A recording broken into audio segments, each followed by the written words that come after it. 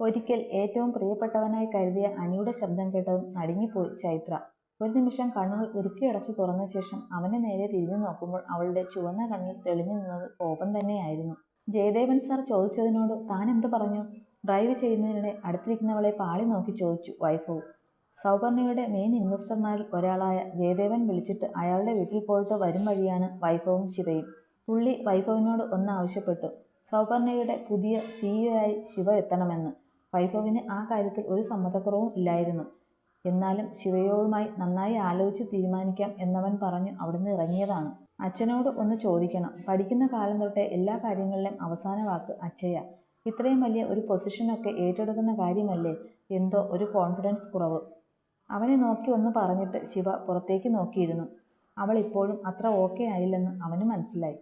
പെട്ടെന്നാണ് മഴ പെയ്തു തുടങ്ങിയത്. ഗ്ലാസ് വിൻഡോയിലേക്ക് പതിക്കുന്ന മഴത്തുള്ളികൾ കണ്ടതും ശിവയുടെ ചുണ്ടുകൾ ചെറുതായി വിടർന്നു. വൈഭവിൻ്റെ പൂച്ച കണ്ണിൽ അത് പതിയുകയും ചെയ്തു. അവൻ്റെ ഉള്ളിലേക്ക് പഴയ ഒരു ഓർമ്മ ഓടി വന്നു. എനിക്കൊരു തലവേദന പോലെ. ആണോ? എന്നാ ഒരു ചായ കുടിച്ചാലോ? ഇപ്പം നല്ല ചൂട് ചായ കുടിക്കാൻ ബെസ്റ്റ് ടൈമാ. കുടിച്ചാലോ ഡോക്ടറെ? വൈഭവ് നെറ്റി ഒന്ന് തിരുമി പറഞ്ഞു തീരും മുന്നേ പെട്ടെന്ന് ആവേശത്തോടെ പെണ്ണിൻ്റെ ചോദ്യം വന്നു. സ്വിച്ചിട്ട പോലെ തെളിഞ്ഞ അവളുടെ മുഖവും നുണക്കിഴി ചിരിയും കാണെ അവൻ്റെ ഉള്ളിലും ചിരി നിറഞ്ഞു. അവളത് പറയുമെന്ന് അറിഞ്ഞു തന്നെയാണ് ഇപ്പോൾ അങ്ങനെ ചോദിച്ചത്. വഴി സൈഡിലായി കണ്ട ഒരു കഫയുടെ ഔട്ട്ലെറ്റിലേക്ക് വൈഭവ് കാർ ഒതുക്കി.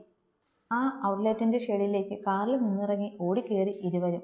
അകത്ത് വേണ്ട ഡോക്ടറെ, നമുക്ക് വെളിയിൽ നിൽക്കാം. കഫയുടെ ഡോർ തുറന്ന് അകത്തേക്ക് കയറാൻ തുടങ്ങിയവൻ്റെ കയ്യിൽ പിറകിൽ നിന്ന് പിടിച്ചുകൊണ്ട് ശിവ പറഞ്ഞു. നിനക്ക് കാണാമേലേ പുറത്തെ മഴ? വെളിയിൽ നിന്നാലും വെള്ളം തെറിക്കും. അത്രയ്ക്ക് നല്ല മഴയാ. അറിയാം. എന്നാലും അകത്ത് കയറി ആ AC-യുടെ കീഴെ മസിലും പിടിച്ചു മിണ്ടാതെ ഇരിക്കുന്നതിലും എന്ത് സുഖാ ഈ ഇറയത്ത് മഴയും കണ്ട് നിൽക്കാൻ. നമുക്ക് വെളിയിൽ നിൽക്കാം ഡോക്ടറെ, പ്ലീസ്. കൊഞ്ചിക്കൊണ്ടവളുടെ ആ വിളിയിൽ നോ പറയാനായില്ല അവന്. അവളുടെ ആഗ്രഹം പോലെ വെളിയിലെ സ്റ്റാൻഡിംഗ് ടേബിളിന് മുന്നിൽ പോയി നിന്നു. Sir, order. One coffee, one tea. ഒരു വെയിറ്റർ ബോയ് വന്ന് ചോദിച്ചതും വൈഭവ് പറഞ്ഞു. ചായ വേണ്ട, കോഫി 2 എണ്ണം മതി. പെട്ടെന്ന് ശിവ തിരുത്തി. Are you sure? വൈഭവ് ഒറ്റ പിരിയം പൊക്കി സംശയത്തോടെ ചോദിച്ചു. പെണ്ണിന് ചായയാണ് ഇഷ്ടമെന്ന് അവനറിയാം. കഴിഞ്ഞ 3 മാസമായിട്ട് ഞാൻ കോഫിയുടെ ഫാനാ ഡോക്ടറെ, ഒറ്റ കണ്ണിറുക്കി ശിവ പറഞ്ഞു.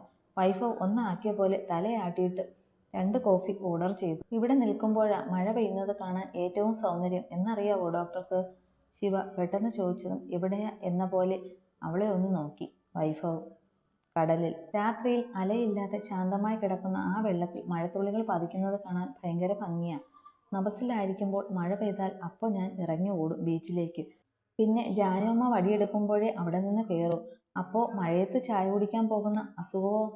പെണ്ണ് പറഞ്ഞുകൊണ്ടിരുന്നതും അവൻ കയറി പെട്ടെന്ന് ചോദിച്ചപ്പോൾ അത് ഡോക്ടർക്ക് എങ്ങനെ അറിയാം? ശിവ അതിശയത്തോടെ ചോദിച്ചതും വൈഭവ് പെട്ടെന്ന് നാക്ക് കടിച്ചു. I guess. അബദ്ധം പറ്റിപ്പോയതുപോലെ മറച്ചു വെച്ച് അവൻ പറഞ്ഞു. അത് അച്ഛ ശീലിപ്പിച്ചതാ. കുഞ്ഞുനാളിൽ അമ്മയെ ചോദിച്ചു വല്ലാതെ ബഹളം വയ്ക്കുമായിരുന്നു ഞാൻ. ഒരിക്കൽ സ്കൂളിൽ പഠിക്കുമ്പോൾ കുട്ടികൾ അമ്മയുടെ കാര്യം പറഞ്ഞെന്നെ കളിയാക്കി ഒരു ദിവസം. അന്ന് വല്ലാതെ സങ്കടം വന്ന് കരഞ്ഞതും അച്ഛയുടെ പഴയ ഒരു എൻഫീൽഡ് ബുള്ളറ്റ് ഉണ്ട്. അതിൽ കയറ്റിയിരുത്തി ഇതുപോലെ മഴ പെയ്യുന്ന ഒരു വൈകുന്നേരം റൈഡിന് കൊണ്ടുപോയി. എന്നിട്ട് ഒരു തട്ടുകടയിൽ നിന്ന് നല്ല ചൂട് ചായ വാങ്ങിത്തന്നു അച്ഛ. എനിക്കത് വല്ലാതെ ഇഷ്ടപ്പെട്ടു. അതേ പിന്നെ ഞാനും അച്ഛയും അതൊരു പതിവാക്കി. പിന്നെ ഇതുപോലെ മഴ പെയ്താൽ അപ്പോൾ ഞങ്ങൾ ആ ബുള്ളറ്റും എടുത്ത് വെളിയിൽ പോകും. മഴയെ നോക്കി ചിരിയോടെ പറഞ്ഞു ശിവ. അപ്പോഴെല്ലാം വൈഭവിൻ്റെ മിഴികൾ അവളിലായിരുന്നു. എന്ത് മാജിക്കാണ് ഇവൾ തനിക്ക് നൽകിയത് എന്നറിയില്ല. പക്ഷേ ഓരോ നിമിഷവും തന്നിൽ അവൾ ചെലുത്തുന്ന സ്വാധീനം എത്ര വലുതാണെന്ന് വൈഭവ് ആ നിമിഷം ചിന്തിച്ചു.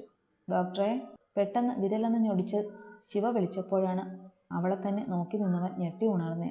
ഇതെന്താലോചിച്ച് നിൽക്കുവാ? ദേ കോഫി വന്നു മാഷേ. ചിരിയോടെ അവന് മുന്നിലേക്ക് ഒരു കപ്പ് കോഫി നീട്ടി ശിവ പറഞ്ഞതും അവളുടെ ചുണ്ടിലെ ചിരി കടം വാങ്ങിയതുപോലെ മനോഹരമായി പുഞ്ചിരിച്ചുകൊണ്ട് ആ കോഫി വാങ്ങി കുടിച്ചു വൈഭവ്.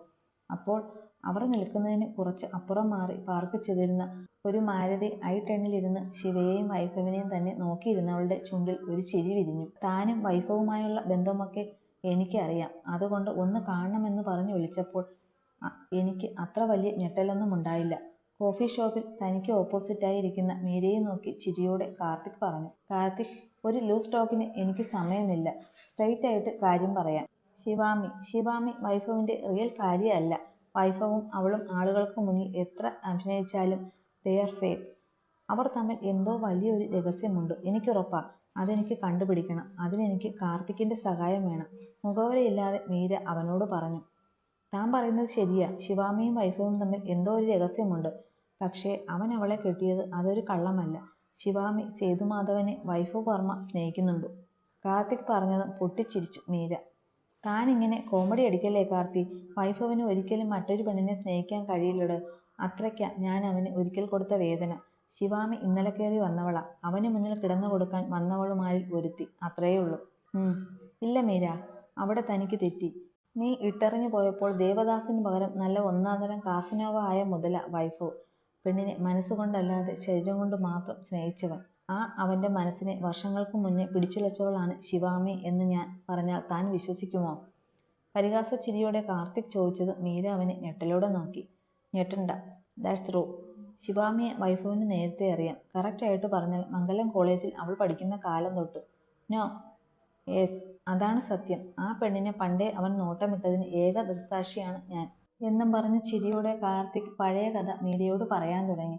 പണ്ട് ശിവ കോളേജിൽ പഠിക്കുന്ന ടൈമിൽ കാർത്തി അവളെ നോട്ടമിട്ടതും അവളുടെ കൈക്ക് കയറി പിടിച്ചതും വൈഭവ് അവനെ എടുത്ത് പഞ്ഞിക്കിട്ടു നാട് കടത്തിയതുമൊക്കെ അവൻ അവളോട് പറഞ്ഞു. എല്ലാം കേട്ടതും മീരയുടെ പല്ല് ദേഷ്യത്തോട് ഞെരുങ്ങാൻ തുടങ്ങി. ഇങ്ങനെയൊന്നും അവൾ പ്രതീക്ഷിച്ചതേ അല്ല. അപ്പോൾ തനിക്ക് അവളെ വേണമായിരുന്നു അല്ലേ? വേണമായിരുന്നു എന്നല്ല, ശിവാമിയെ ഇപ്പോഴും എനിക്ക് വേണം. കാർത്തിയുടെ ചുണ്ടിൽ ഒരു വഷളം ചിരി നിറഞ്ഞു. എങ്കിൽ തനിക്ക് ശിവാമിയെ കിട്ടാനും വൈഭവിൽ നിന്ന് അവളെ അകറ്റാനും നമുക്ക് ഒരുമിച്ച് നിൽക്കണം.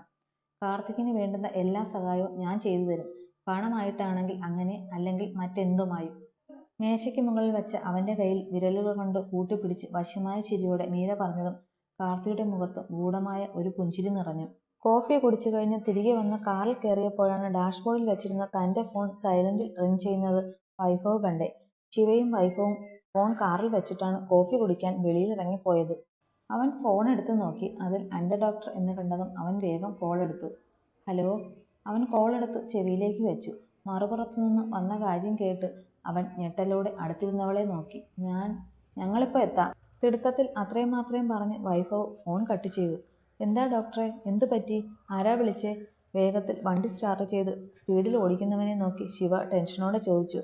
നവസിൽ നിന്ന് തൻ്റെ അനിത ആൻറ്റിയെ വിളിച്ച് ഏട്ടൻ അവിടെ ചെന്നിട്ടുണ്ടെന്ന്. എൻ്റെ മഹാദേവ. വൈഭവ് പറഞ്ഞത് കേട്ട് ശിവ ഞെട്ടലോടെ നെഞ്ചിൽ കൈവച്ചു. ഇതേ സമയം സേതുവിൻ്റെ കൈമുഷ്ടി ചുരുട്ടി മുഖത്തേറ്റ ഇടിയിൽ പിറകിലേക്ക് വെച്ച് വീണു പോയിരുന്നു അനിരുദ്ധ്. കോരിച്ചൊരിയുന്ന മഴയത്ത് നവസിൻ്റെ മുറ്റത്ത് ആ ചെളിവെള്ളത്തിലേക്ക് വീഴുമ്പോൾ അവൻ്റെ മൂക്കിൽ നിന്ന് ഒരിറ്റ് ചോരത്തുള്ളി വെളിയിലേക്ക് വന്നു. എൻ്റെ മോളുടെ ജീവിതം നശിപ്പിച്ചതിന് പോരാഞ്ഞിട്ട് ഇനിയും നിനക്കവളെ വേണം അല്ലേടാ? നിലത്ത് വീണ് കിടക്കുന്നവന് നേരെ ആക്രോശിച്ചുകൊണ്ട് പാഞ്ഞെടുത്തു സേതു. അച്ഛാ, വേണ്ടച്ചാ, മതി.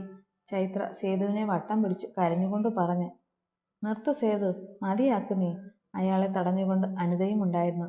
എന്നാൽ അവരുടെ പിടുത്തത്തേക്കാൾ ശക്തി ഉണ്ടായിരുന്നു സേതുവിലെ അച്ഛനിലെ കോപത്തിന്. തടയേണ്ട ആൻറ്റി, സേതു അച്ഛന് എന്നെ എന്തും ചെയ്യാം. നിങ്ങളും ചൈത്രയും തരുന്ന എന്ത് ശിക്ഷയും സ്വീകരിക്കാൻ തന്നെ തയ്യാറായി വന്നവനാ ഞാൻ. നിലത്തു നിന്ന് എഴുന്നേറ്റ അനി അത് പറഞ്ഞതും സേതുവിൽ ദേഷ്യം ഇരട്ടിക്കുകയാണ് ചെയ്തത്. ചെയ്യാനുള്ളതെല്ലാം ചെയ്തിട്ട് നിന്ന് കഥാപ്രസംഗം പറയുന്നോടാ. വീണ്ടും അനിരുദ്ധന് നേരെ ചീറിക്കൊണ്ട് മുന്നോട്ടടുത്തു സേതു.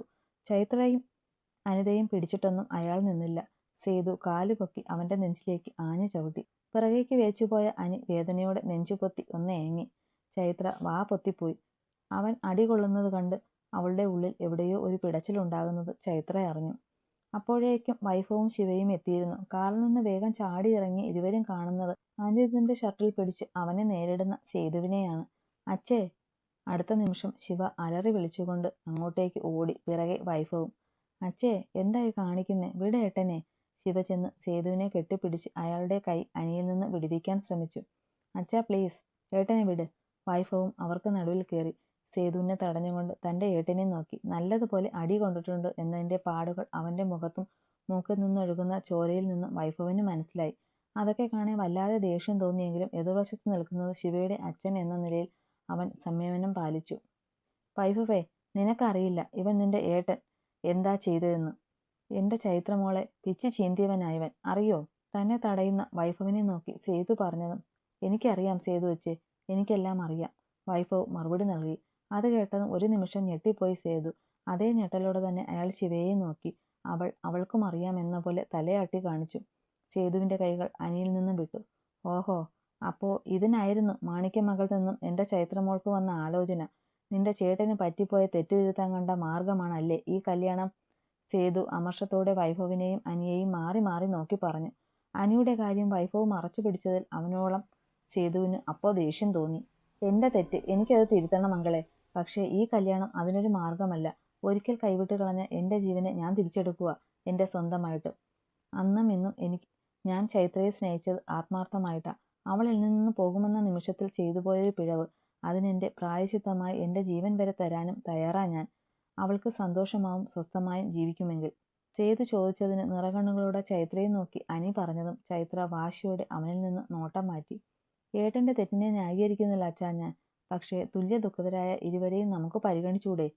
വൈഭവ് സേതുവിൻ്റെ കയ്യിൽ പിടിച്ചു പറയുമ്പോൾ അവൻ്റെ സ്വരം നന്നേ താഴ്ന്നിരുന്നു. അഭ്യർത്ഥിക്കുന്ന പോലെ ആയിട്ടുണ്ടായിരുന്നു. ശിവയുടെ ദയനീയമായുള്ള നോട്ടവും വൈഭവിൻ്റെ ആ അഭ്യർത്ഥനയുമൊക്കെ കേട്ട് സേതു വല്ലാണ്ടായി. ആദ്യമായി കണ്ട നിമിഷം മുതലേ അനിയെ ഇഷ്ടമായിരുന്നു. പക്ഷേ ചൈത്രയെ ചതിച്ചു അവളുടെ ജീവിതം നശിപ്പിച്ചത് അവനാണെന്ന് അറിഞ്ഞപ്പോൾ ആ നിമിഷം വല്ലാത്തൊരു വെറി അയാളിൽ രൂപപ്പെട്ടു. മാണിക്യമംഗലത്തെ ആണുങ്ങളുടെ തനി രൂപം ഒരിക്കൽ അറിഞ്ഞതുകൊണ്ട് തന്നെ അനിയെയും ആ കണ്ണിൽ കണ്ടു. എത്രയൊക്കെ പറഞ്ഞാലും അവിടുത്തെ രക്തമല്ലേ അവരുടെ സിരകളിൽ ഓടുന്നത്. ആദ്യം വൈഭവ്, ഇപ്പോൾ അനി. തൻ്റെ 2 പെൺമക്കളുടെയും ജീവിതം അവിടുത്തെ ആണുങ്ങളുടെ കയ്യിൽ കിടന്ന് പന്താടുകയാണെന്ന് ഓർക്കവേ ആ അച്ഛൻ്റെ നെഞ്ചു പെടയാൻ തുടങ്ങി. അയാൾക്ക് നെഞ്ചിൽ പെട്ടെന്ന് വേദന പോലെ തോന്നി. വലത് കൈ നെഞ്ചിലേക്ക് ഇറുക്കി. അച്ഛേ, എന്തു പറ്റി? ശിവ വേഗം സേതുവിനെ പിടിച്ച് ആദിയോടെ അലറി. കൂടെ ചൈത്രയും അനിതയും. ഒന്നുമില്ല, നിക്ക്, പെട്ടെന്ന് വേദന പോലെ. ശിവയുടെയും ചൈത്രയുടെയും പേടിയും കരച്ചിലും കണ്ട സേതു അവരെ ആശ്വസിപ്പിക്കാൻ എന്നോണം പറഞ്ഞു. അച്ഛാ, അങ്കിൾ. സേതുവിൻ്റെ അവസ്ഥ കണ്ട് അയാളെ മുന്നോട്ട് പിടിക്കാമെന്ന് വൈഭവും അനിയും ഉടനെ അവർക്ക് നേരെ കൈപൊക്കി അവരെ തടഞ്ഞു സേതു. തന്നെ തൊടണ്ട എന്ന പോലെ. അത് കാണെ വൈഭവിൻ്റെ മുഖമൊന്നു മങ്ങി. വാ സേതു, നീ അകത്തേക്ക് വാ. നിനക്ക് വയ്യാത്തതല്ലേ? നിന്റെ മക്കളെയെങ്കിലും ഓർക്കു നീ, പ്ലീസ്. അനിത പറഞ്ഞതും സേതു ഒരു നിമിഷം ശാന്തനായി. വാ അച്ഛേ. ചൈത്ര കരഞ്ഞുകൊണ്ട് കേണതും സേതു അവർക്കൊപ്പം തിരിഞ്ഞു നടന്നു. അനിയെ പിടിച്ചുകൊണ്ട് വൈഭവ് അവിടെ തന്നെ നിന്നു. ശിവയുടെ നിറഞ്ഞൊഴുകുന്ന കണ്ണുകൾ അകത്തേക്ക് പോകുന്നവരെയും പുറത്തു നിൽക്കുന്നവരെയും മാറി മാറി നോക്കി.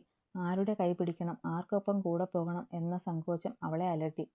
സേതുവിനെയും താങ്ങി അകത്തേക്ക് പോകുന്നതിനിടെ ചൈത്രയുടെ കണ്ണുകളും ഒരു വേള ശിവയിലേക്ക് നീണ്ടു. അവളുടെ അപ്പോഴത്തെ ആ മനോവേദന ആ പെണ്ണ് മനസ്സിലാക്കിയിരുന്നു. ശിവ വൈഭവിനെ നോക്കി. അവൻ്റെ പൂച്ച കണ്ണുകളും അവളുടെ മിഴികളിൽ ഉടക്കി. മൗനമായി ഇരുമിഴികളും ഒരു നിമിഷം തമ്മിൽ കോർത്തു നിന്ന ശേഷം അവളായി തന്നെ മിഴികൾ വേഗം അവനിൽ നിന്ന് മാറ്റി വീടിനകത്തേക്ക് കയറിപ്പോയി. പോകാമേട്ടാ, വാ. വൈഭവ് അനിയെ വിളിച്ചുകൊണ്ട് തൻ്റെ കാറിലേക്ക് തിരിഞ്ഞു നടന്നു. ഹൃദയം നുറുങ്ങുന്ന വേദനയോടെ അനി അവനൊപ്പം പോയി. അന്ന് രാത്രി മാണിക്യമംഗലത്തേക്ക് വൈഭവിൻ്റെ കാർ എത്തുമ്പോൾ പതിവിലും വിപരീതമായി അവനെ കാത്ത് ഉമ്മറത്ത് വാമയ്ക്കൊപ്പം സൗദാമിനിയും ഉണ്ടായിരുന്നു. സൗദാമിനിയെ കണ്ടതും വൈഭവിൻ്റെ മുഖം ഒന്ന് ചുളുങ്ങി. പിന്നെ അനി കൂടെ ഉള്ളതുകൊണ്ടും ഇപ്പോഴത്തെ സിറ്റുവേഷനും ഓർത്ത് തികട്ടി വന്ന ദേഷ്യം അവൻ അടക്കി. അനിയും വൈഭവും അകത്തേക്ക് കയറി വന്നതും വാമിക അവരെ 2 പേരെയും വെപ്രാളത്തോടെ നോക്കി. നനഞ്ഞു കുതിർന്നു നിൽക്കുന്നു. അനിയുടെ ദേഹത്തും ഷർട്ടിലുമൊക്കെ ചെളിയും. എന്താ കുട്ടികളെ ഇതൊക്കെ? നിങ്ങൾക്ക് എന്താ പറ്റിയേ? ഞങ്ങൾക്കൊന്നുമില്ല അപ്പമ്മേ. ഏട്ടൻ്റെ കാർ വഴിയിൽ ഒന്ന് പഞ്ചറായി. ടയർ മാറ്റി ഇടാൻ തുടങ്ങിയപ്പോൾ ചെളിയല്ലേ, ഒന്ന് സ്ലിപ്പായി വീണു, അത്രയുള്ളൂ. സൗദാമിനി ആവലാതിയോടെ ചോദിക്കവേ അവരെ പാടെ അവഗണിച്ചു വാമികയെ മാത്രം നോക്കി പറഞ്ഞു വൈഭവ്. അവൻ പറഞ്ഞത് കള്ളമാണെന്ന് വാമിക്ക് അപ്പോഴേ മനസ്സിലായി. ഏട്ടൻ വാ. പിന്നെ ഒന്നും പറയാൻ നിൽക്കാതെ അനിയെ വിളിച്ചുകൊണ്ട് അകത്തേക്ക് പോയി വൈഭവ്. വാമി സൗദാമിനിക്ക് നേരെ തിരിഞ്ഞു. സാരമില്ല, നിക്ക്, വിഷമമില്ല വാമി. അവൻ ആദ്യമായല്ലോ എന്നെ ഇങ്ങനെ അവഗണിക്കുന്നേ. വാമികയുടെ നോട്ടം മനസ്സിലായതുപോലെ ചിരിയോടെ പറഞ്ഞു സൗദാമിനി. അവരുടെ ആ ചിരിയിൽ ഒളിപ്പിച്ച വേദന വാമികയ്ക്ക് മനസ്സിലാവുകയും ചെയ്തു. അനിയെ റൂമിലാക്കി ഒന്നും ചോദിക്കാനോ പറയാനോ നിന്നില്ല വൈഭവ്. ചൈത്രയെ കാണാനും സംസാരിക്കാനുമാണ് അവൻ അവിടെ ചെന്നതെന്ന് ഊഹിക്കാവുന്നതല്ലേ ഉള്ളൂ. നേരെ റൂമിൽ ചെന്ന് ഫ്രഷായി കിടന്നിട്ടും വൈഭവിന് ഉറക്കം വന്നില്ല. തിരിഞ്ഞും മറിഞ്ഞും ഒക്കെ കിടന്നു. അവസാനം ബെഡിൽ എഴുന്നേറ്റിരുന്നു. അവൻ്റെ മനസ്സിൽ മുഴുവൻ ഉണ്ടക്കണ്ണിയായിരുന്നു. നവസിൽ പെണ്ണിൻ്റെ കണ്ണ് നിറച്ചുള്ള നോട്ടം. അത് മനസ്സിന്ന് പോകുന്നില്ല. Oh shit. അവൻ അരിശത്തോടെ ബെഡിൽ നിന്നും ചാടി എഴുന്നേറ്റ്. കോപ്പ്. ഇവൾക്കെൻ്റെ കൂടെ തിരികെ ഇങ്ങോട്ട് പോന്നാൽ പോരായിരുന്നു ഇത് മനുഷ്യൻ്റെ ഉറക്കം കളയാനായിട്ട്? അവൻ തല ചൊറിഞ്ഞുകൊണ്ട് ദേഷ്യത്തിൽ പറഞ്ഞു. ശിവ ഓക്കെയാണോ ഇല്ലയോ എന്നൊക്കെയായിരുന്നു അവൻ്റെ ഉള്ളിൽ. അവളെ വിളിച്ചാലോ? വിളിച്ചെന്ത് ചോദിക്കും? സേതു അങ്കിളിൻ്റെ കാര്യം ചോദിക്കാം എന്നൊക്കെ സ്വയം ഓർത്തുകൊണ്ട് മേശപ്പുറത്തിരുന്ന തൻ്റെ ഫോൺ എടുത്തു നോക്കി. മണി 2:30. ഓ, ഇത്രയും ലേറ്റായോ? പെണ്ണ് ഉറങ്ങിയിട്ടുണ്ടാവും ഓർത്തുകൊണ്ടവൻ ഫോൺ തിരികെ വെക്കാൻ തുടങ്ങിയതും അതിലേക്ക് ഒരു ഇൻകമിംഗ് കോൾ വന്നു. മൈ കോൺട്രാക്ട് വൈഫ് കോളിംഗ് എന്ന് ഡിസ്പ്ലേയിലേക്ക് തെളിഞ്ഞു വന്നത് കാണെ ഗൗരവം നിറഞ്ഞ് അവൻ്റെ മുഖം ഒന്ന് വിടർന്നു.